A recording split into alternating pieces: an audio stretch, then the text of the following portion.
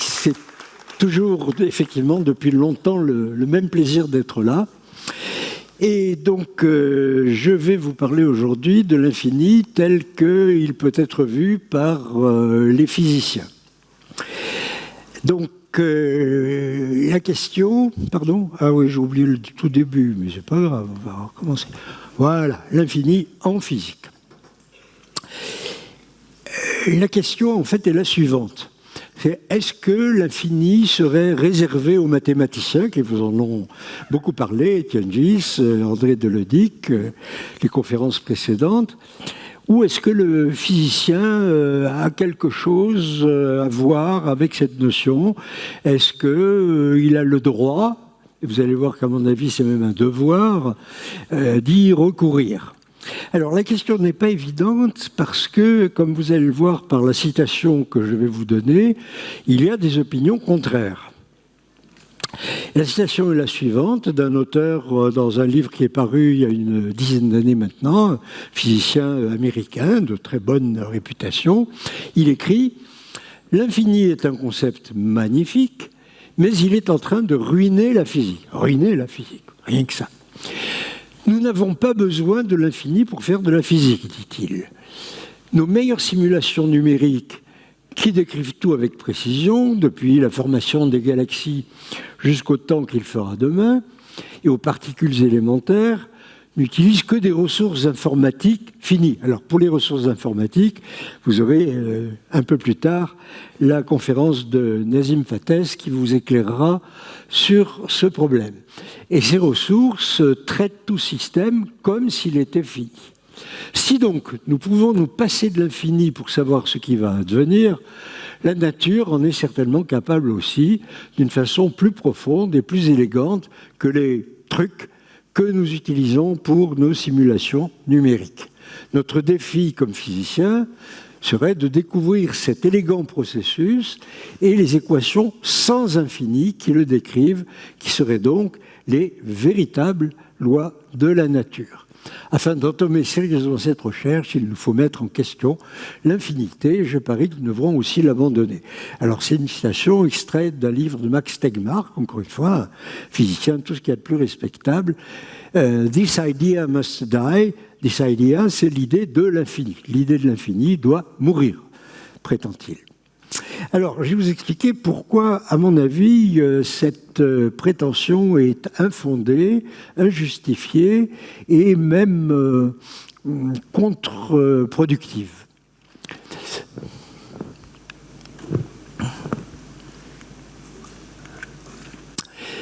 Cet argument anti-infini, l'argument standard que je viens de vous rappeler, c'est l'infinité n'existe pas dans la nature. Que cette assertion soit vraie ou pas, je la laisse de côté, je ne m'engage pas là-dessus, elle est sans pertinence. Pourquoi est-elle sans pertinence? Parce que le travail du physicien en tant que scientifique, c'est d'élaborer, en tout cas une partie d'entre eux, il y en a qui font des expériences, et c'est d'élaborer des théories qui rendent compte de la façon dont nous percevons et comprenons le réel.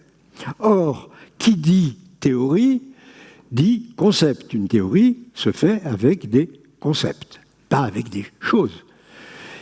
Et les concepts sont des idéalisations. Ce ne sont pas des objets concrets qu'on peut prendre dans les mains et manipuler. Ce sont des idées, des représentations mentales qu'on abstrait du réel.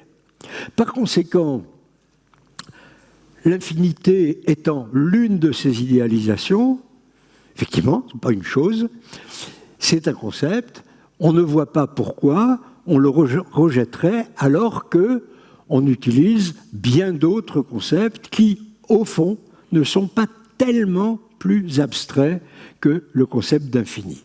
Alors je commence par un premier exemple, un exemple princeps, qui rejoint ce que nous a dit André Deledic tout à l'heure, c'est tout simplement le fait que les physiciens utilisent les nombres dits réels qui ne peuvent s'exprimer, pour l'ensemble d'entre eux en tout cas, qu'avec une infinité de chiffres, si vous voulez leur expression décimale. Par exemple, pi, 3, 14, etc., etc., etc., à l'infini. Ou bien, racine de 2. C'est pareil, le développement décimal de racine de 2 va jusqu'à l'infini. Mais plus simplement encore, déjà, pour les nombres rationnels dont nous parlait André de Ledic, certains d'entre eux demandent des développements infinis. Un septième, qui n'est pas une fraction tellement compliquée, si vous voulez l'écrire avec des décimales, eh bien, vous avez ce développement-là, qui est périodique, d'accord, donc pas trop compliqué, mais qui est infini. Et par conséquent, si l'on suivait l'argument de Tegmark, il faudrait faire de la physique théorique uniquement avec du fini, c'est-à-dire, au fond, ne pas utiliser pi, ne pas utiliser racine de 2, au prétexte que ces nombres n'existent pas dans la nature. De fait, pi n'existe pas dans la nature. Personne n'a jamais vu un pi qui se promène comme ça devant lui. Évidemment, cette exigence-là conduirait très rapidement à finir la physique, la finir au sens de la terminer. Telle que nous la connaissons, il serait strictement impossible de continuer à travailler. Donc, ceci pour vous justifier le fait que l'argument apparemment, empiriquement, relativement simple sur l'absence d'infini concret devrait conduire à le chasser de la physique. Cet argument, à mon avis, n'a strictement aucune valeur. Alors, qu'est-ce que la physique fait avec l'infini? Eh bien, j'ai tâché de vous montrer que non seulement elle y recourt, mais elle y recourt beaucoup, et dans 3 types de rôles qu'il me semble pouvoir identifier. Le premier, c'est l'infini comme problème. L'infini qui pose des problèmes, effectivement. Mais ce rôle, qui est, on pourrait dire, un rôle négatif, un rôle critique, un rôle problématique, n'est certainement pas le seul. Il y a aussi l'infini utilisé comme méthode, et même mieux, l'infini utilisé comme solution à certains problèmes. Commençons avec l'infini comme problème. Alors, il est vrai qu'il y a des situations où l'officier théoricien se met à faire des calculs et puis débouche sur des grandeurs infinies, des intégrales qui ne convergent pas, des suites, etc. La valeur est infinie, alors qu'il cherche, lui, à expliquer une observation, une expérience dont les résultats sont bien là devant ses yeux et qui sont finis. Et donc ça, c'est un vrai problème. Donc des situations où l'occurrence de l'infini, son intervention, pose un problème et où il s'agit de l'éliminer. Premier exemple, ce qu'on appelle, avec une terminologie qui est pas la meilleure qu'on puisse trouver, mais qui est consacrée par l'usage, le rayonnement du corps noir. Alors, qu'est-ce que c'est qu'un corps noir? Eh bien, c'est une idéalisation, là encore, de, au fond, n'importe quel morceau de matière émet du rayonnement électromagnétique. Pourquoi? Parce qu'il est fait d'atomes, que dans les atomes, vous avez des électrons, et que ces électrons ont des mouvements qui les font vibrer, disons, ce qui fait qu'ils émettent des photons, donc du rayonnement électromagnétique. Tout corps, même plongé dans le noir absolu, même s'il n'est pas éclairé par des lumières extérieures, émet du rayonnement. Ce qu'on appelle corps noir, terminologie, je l'ai dit, plutôt fallacieuse, c'est un corps idéal qui absorbe tout rayonnement qu'il peut recevoir et qui en réémet. Alors un bon exemple qu'on donne très souvent, c'est un four. Voilà par exemple un four de verrier. Il n'y a pas de lumière électrique ou autre à l'intérieur. Pourquoi est-il lumineux? Mais tout simplement parce qu'il est très chaud. Autre exemple, un métal porté à haute température, vous savez très bien qu'on le porte au rouge, puis au jaune, puis à l'orange, puis au jaune, etc., etc. Et donc cette émission de lumière qui n'est que le résultat de la température, de l'agitation thermique qui est la température, provoque cette émission de lumière. Alors ça, c'est connu depuis très longtemps, puisque effectivement, le fait que des corps chauffés à haute température deviennent lumineux, c'est artisanalement connu depuis des millénaires, depuis qu'il y a des forgerons, depuis qu'il y a des céramistes. Mais l'explication n'est arrivée qu'assez tardivement, parce qu'il faut, pour faire la théorie du rayonnement du corps noir, il faut deux ingrédients. D'abord, savoir ce que c'est que la lumière, donc avoir une bonne théorie de l'électromagnétisme, et puis savoir ce que c'est que la température, la chaleur, etc., donc la thermodynamique. Alors effectivement, à la fin du XIXe siècle, ces deux disciplines sont arrivées à maturité et on peut faire des calculs. Les physiciens de la fin du XIXe siècle font des calculs pour estimer l'énergie émise, disons, par un morceau de fer porté à 1200 degrés, etc. Et ils tombent sur un os parce que ces deux ingrédients de la physique classique, dans la théorie de Rayleigh-Jeans, excusez du peu, de des grands physiciens de la fin du 19e, leur théorie tombe sur un os parce qu'elle prédit, pour n'importe quel corps, l'émission d'un rayonnement ayant une énergie infinie, quelle que soit la température. Ah, évidemment absurde. Évidemment absurde, un corps, un morceau de matière, ne peut pas émettre une quantité infinie d'énergie. Et donc, cette théorie du corps noir est un des 2-3 obstacles qui se dressent sur la route de la physique classique à cette époque-là, à la fin du XIXe siècle, et qui va requérir l'invention d'une nouvelle conception de la matière.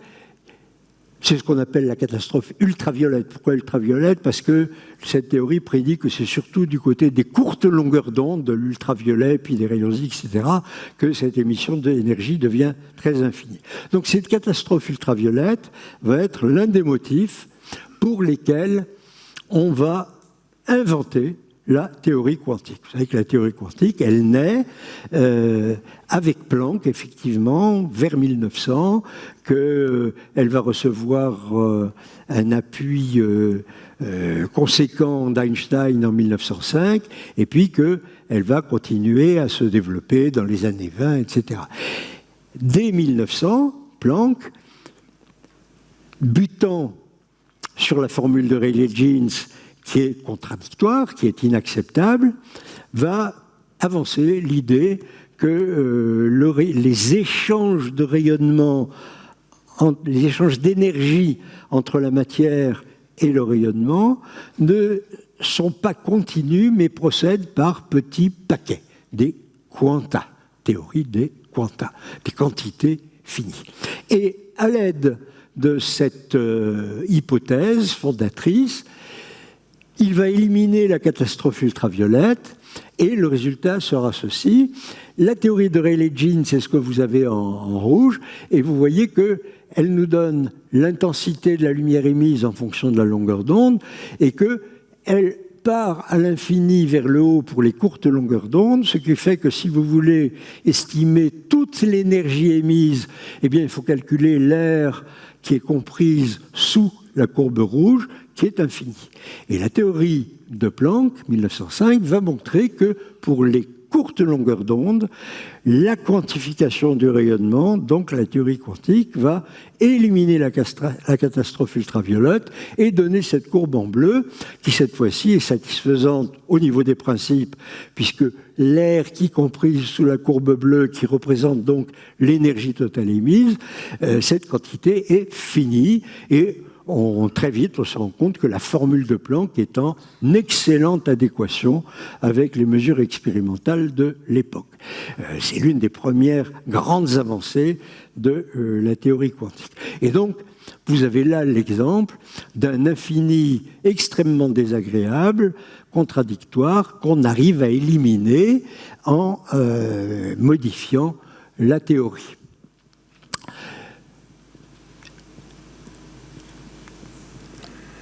Le rayonnement du corps noir dont on vient de parler, c'est ce qui provoque l'avènement de la théorie quantique. Très bien. Mais il ne faut pas croire, c'est une modulation que j'introduis ici, il ne faut pas croire que toute révolution ou tout au moins changement radical dans la théorisation de la physique est due à des désaccords de ce genre-là. Il peut arriver, c'est un contre-exemple, il peut arriver qu'un petit désaccord entre les résultats observationnels et l'expérience oblige à revoir les choses de fond en comble. Et ce contre-exemple, c'est la précession du périhélie de Mercure. Vous savez que la trajectoire de Mercure se décale par rapport aux prévisions d'une théorie purement newtonienne et que ce petit temps, 43 secondes par siècle, c'est pas beaucoup, hein, 43 secondes d'arc par siècle. 43 secondes d'arc par siècle que la théorie classique n'arrive pas à éliminer, bien qu'elle prenne en compte les perturbations de l'orbite de Mercure par les autres planètes, etc. Ça reste comme ça. Eh bien, cette toute petite perturbation qui va obliger, tout compte fait, non, la théorie classique ne s'en sortira pas, et c'est l'une des sources de la relativité générale, en tout cas, sinon l'une de ses sources, l'un de ses premiers succès. Einstein, effectivement, ayant mis au point les premiers éléments de la relativité générale dans les années 1915-1916, montre qu'elle explique parfaitement le décalage du périhélie de Mercure. Donc, au fond, quand on a un désaccord infini, au fond, on est assez content parce que c'est un désaccord tellement massif qu'il est clair qu'il faut un bouleversement radical. Si vous avez un tout petit désaccord, vous pouvez toujours vous dire « Ah, mais c'est un petit effet que j'ai négligé, dont je n'ai pas tenu compte. » Les gens à l'époque se battaient pour savoir si, par exemple, ce ne serait pas le fait que le Soleil est un peu plus aplati qu'on ne croit, qui modifierait son champ de gravitation, etc. Donc, merci à l'infini quand il est problématique, parce qu'il nous oblige véritablement à changer de point de vue. Alors, là ne se borne pas, loin de là, le rôle de l'infini en physique. Il peut aussi nous servir méthodologiquement, qui peut paraître un peu bizarre, mais vous allez voir les exemples.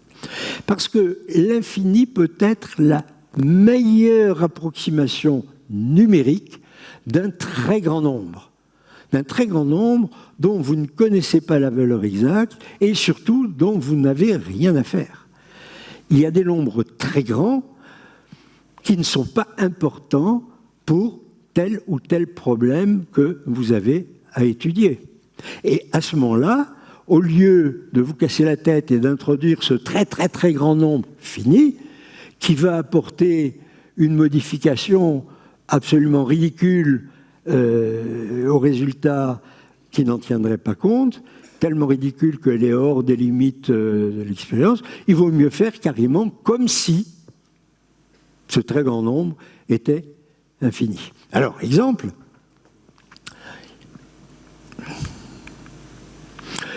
D'abord, tout simplement, l'infini a un usage technique. Vous avez tous eu entre les mains des appareils techniques sur lesquels vous avez une graduation infinie. Ce qui peut paraître très bizarre, mais c'est comme ça. Exemple, un objectif photographique. La bague de mise au point de distance comporte, pour les plans très éloignés, une graduation infinie. Pourquoi ? Parce que vous voyez que là, vous pouvez mettre au point à 1 mètre, 2 mètres, 5 mètres, 10 mètres, et ensuite, à partir de la vingtaine de mètres, vous vous fichez complètement de savoir si l'objet que vous photographiez est à 50 mètres ou à 1 kilomètre, voire à 100 kilomètres de hauteur. Et donc vous remplacez cette très grande distance inconnue et surtout non pertinente, c'est ça le point essentiel, elle n'a aucune importance, elle ne changera rien à la mise au point de votre appareil qui n'est pas assez sensible pour distinguer entre un objet qui est à 50 mètres et un objet qui est à 1 kilomètre, ça ne changera rien à la photo, et donc vous dites, c'est comme si c'était à l'infini. Même chose pour un ohmmètre, par exemple. Un ohmmètre a une graduation où vous voyez que, bon, vous avez des chiffres, c'est souvent gradué à l'envers, les ohmètres. J'ai jamais compris pourquoi, mais c'est comme ça. Ça part à droite du zéro, puis vous avez des côtés finis, et puis vous terminez à la fin sur l'infini. Ça veut dire quoi? Ça veut dire que si vous avez des résistances plus grandes que quelques centaines d'ohms, vous voyez que la dernière graduation lisible, c'est 500. Si vous avez des graduations, des résistances beaucoup plus grandes, de plusieurs milliers d'ohms, voire plus, la valeur exacte, compatible avec l'utilisation de cet instrument-là, c'est-à-dire pour certains usages techniques, n'importe pas. À ce moment-là, vous dites, bon, ben, c'est plus simple de faire comme si c'était infini. Donc vous voyez que l'infini, cette fois-ci, c'est un peu paradoxal de dire quelque chose comme ça, mais c'est une très bonne approximation des nombres très grands dont la valeur n'a pas véritablement d'intérêt et d'importance.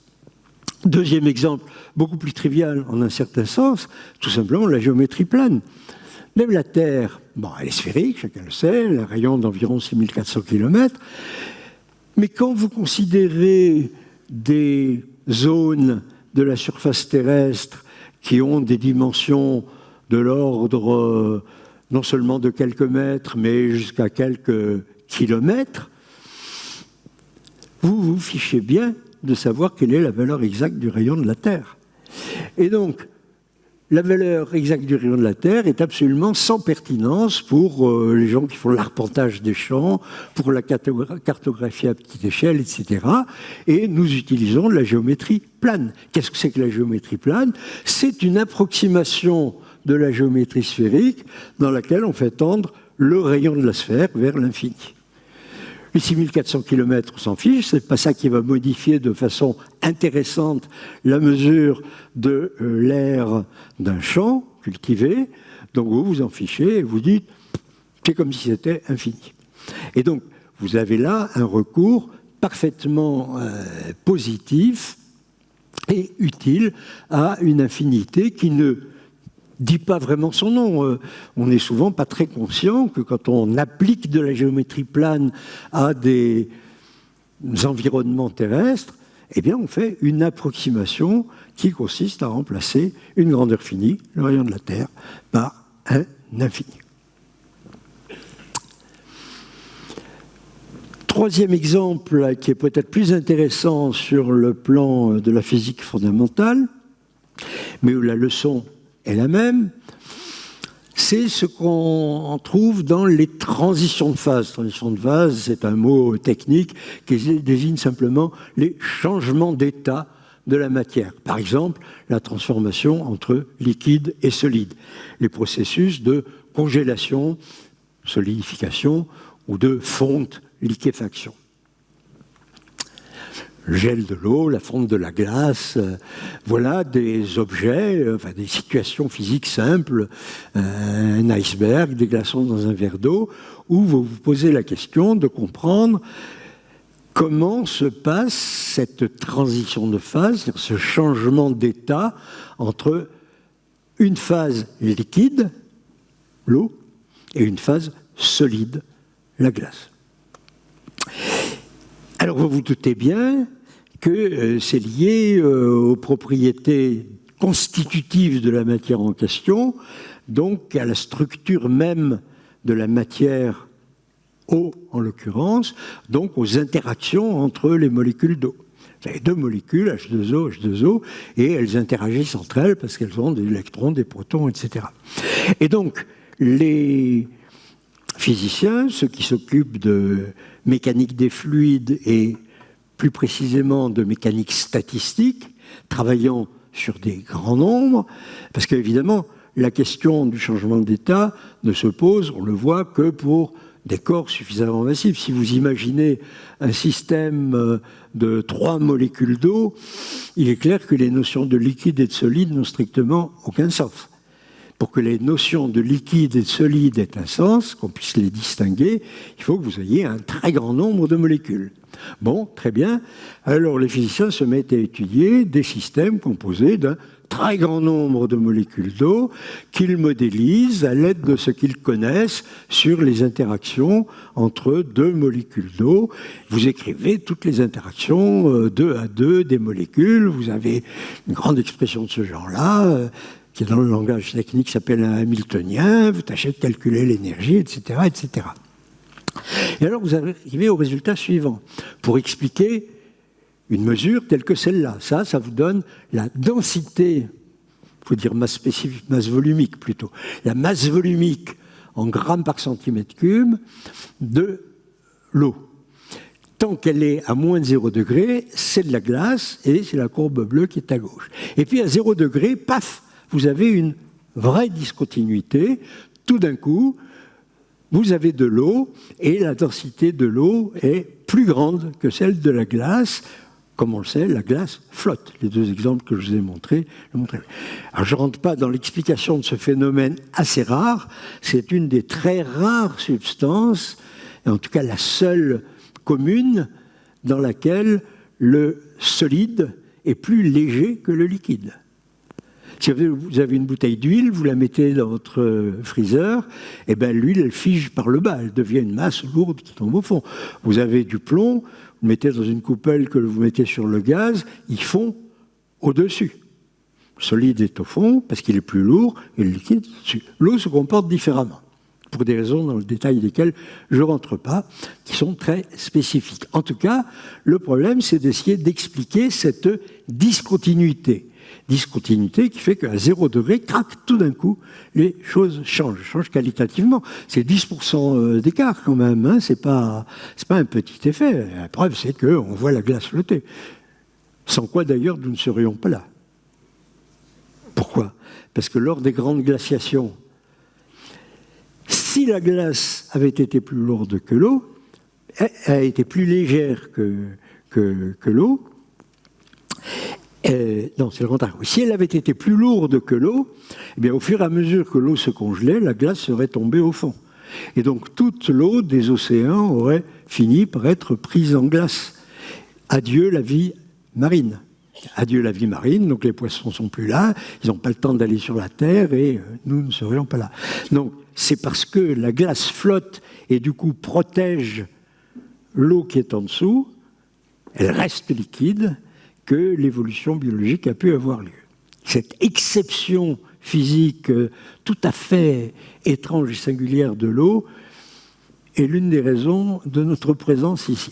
Bien, alors, comment on va expliquer ça ? Eh bien, comme je vous l'ai dit, les physiciens se mettent à faire des calculs, mais ils tombent sur un os, c'est-à-dire qu'ils s'aperçoivent que vous avez beau prendre un nombre n grand, mais fini, vous ne voyez pas apparaître de discontinuité. Et que quand vous faites ça, alors une grandeur que vous mettez en ordonnée, qui peut être par exemple la masse volumique de l'eau dont on parlait, en fonction de la température, pour une valeur faible de n, bon, vous n'avez pas de discontinuité, ça change continuellement de pente.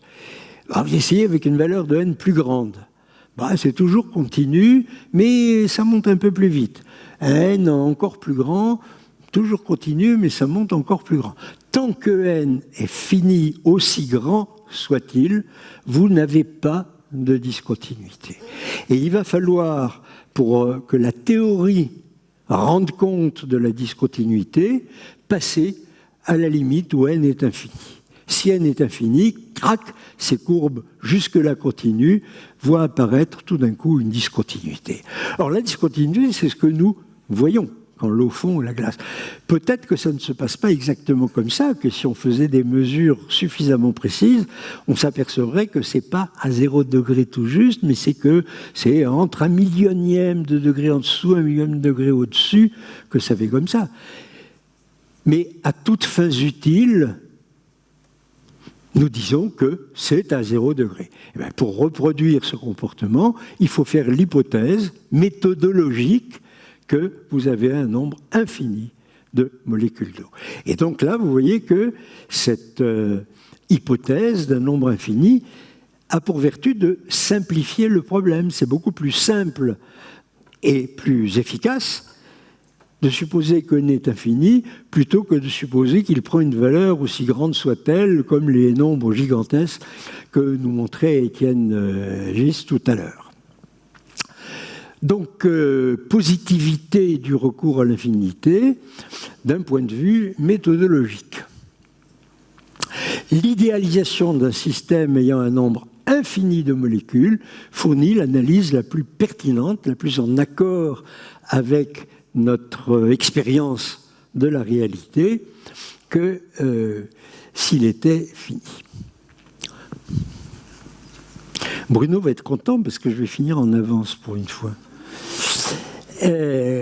Troisième possibilité, l'infini non seulement a des vertus méthodologiques, comme je viens de vous l'expliquer, ils ne sont pas universels, ça a certains problèmes pour certaines raisons, mais il a des vertus épistémologiques, c'est-à-dire qu'il peut nous aider à comprendre certains aspects apparemment un peu problématiques de nos représentations du monde. Certaines grandeurs physiques prennent des valeurs finies, numériquement, mais leur signification, en termes de concept, peut relever de l'infini. Alors, exemple. Et la mise en évidence de cette infinitude peut résoudre certaines difficultés de compréhension, comme vous allez le voir sur certains exemples. Premier, le plus simple, c'est le zéro absolu des températures. Comme vous le savez, si je prends différents corps, A, B, C, et que je mesure leur pression en fonction de la température, eh bien, pour un volume donné, quand je diminue la température, la pression baisse. Sur ce diagramme assez idéalisé, vous voyez que la courbe, la ligne qui représente la baisse de température pour trois corps différents, ces lignes-là présentent quelque chose d'étrange, c'est qu'elles semblent converger vers une même température particulière pour laquelle la pression deviendrait nulle. Alors évidemment, vous ne pouvez pas mesurer une pression nulle. Vous ne pouvez pas, quand vous avez un gaz dans une enceinte finie, aboutir à lui donner une pression rigoureusement nulle. Vous pouvez juste le faire aussi petit que possible. Et donc ce moins 273,15 degrés, et il y a des décimales derrière le 15, c'est ce qu'on appelle le zéro absolu des températures.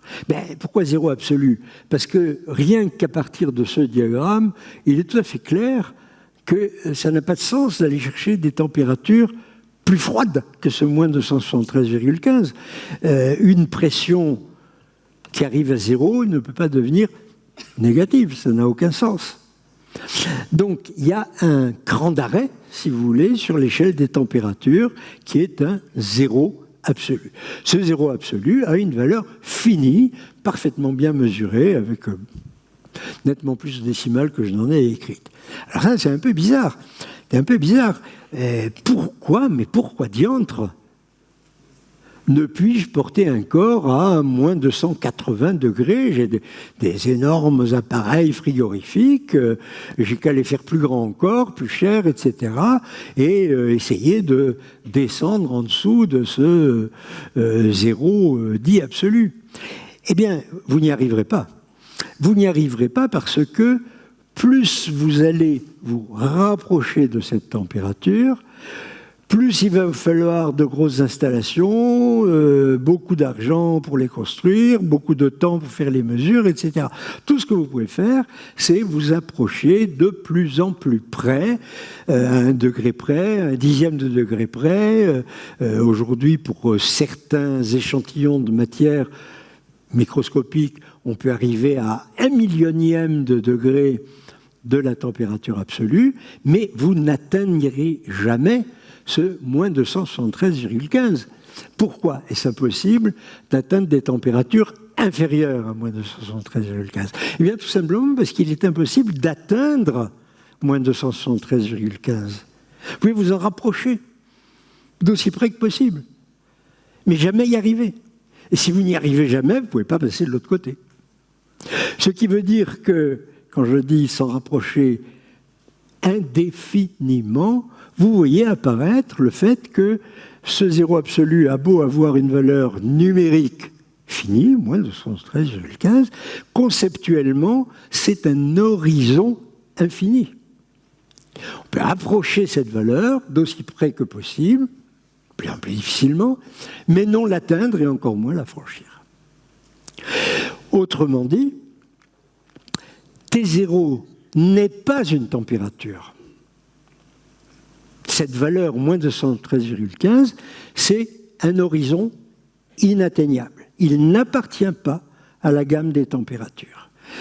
Pour le dire en termes savants, mathématiques, on pourrait dire que l'échelle des températures, la gamme des températures, c'est une demi-droite ouverte, c'est-à-dire une demi-droite privée de son point origine.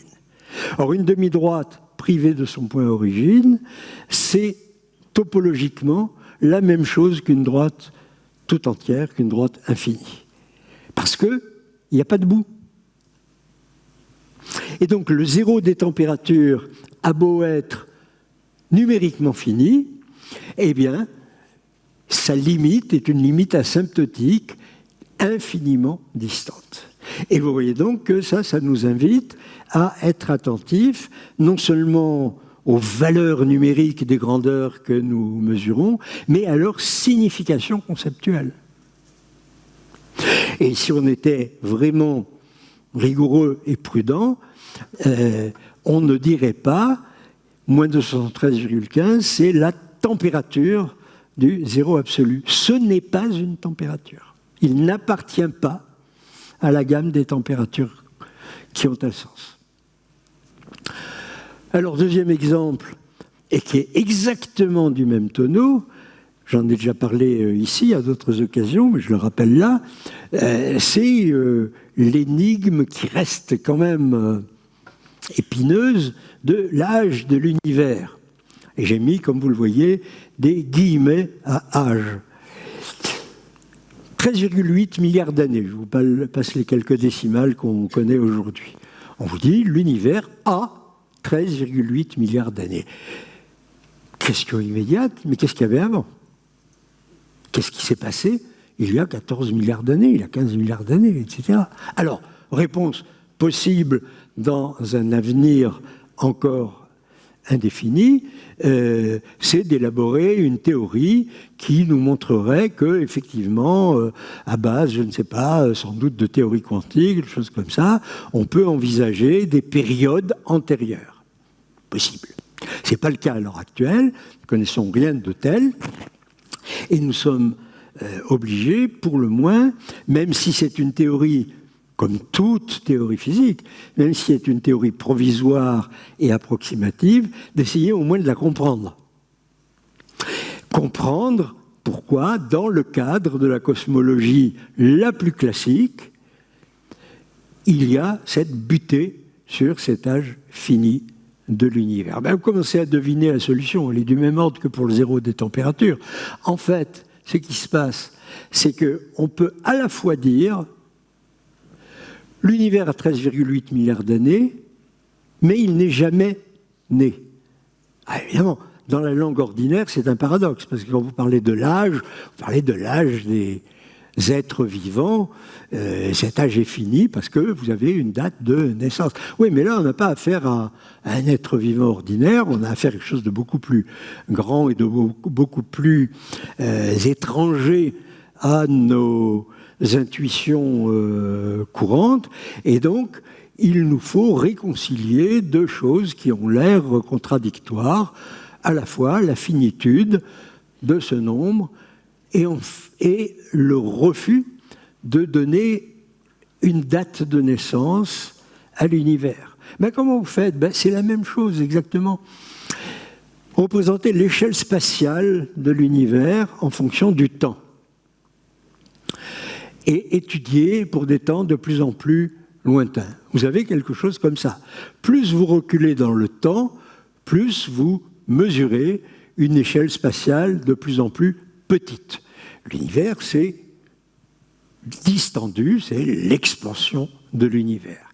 Et quand on représente, on analyse précisément cette expansion de l'univers, il semble bien que cette courbe qui représente donc l'évolution de l'échelle spatiale en fonction du temps, eh bien, il semble bien que cette courbe converge dans le passé vers ce qu'on appelle le Big Bang, qui serait un instant où il y aurait eu une échelle spatiale nulle.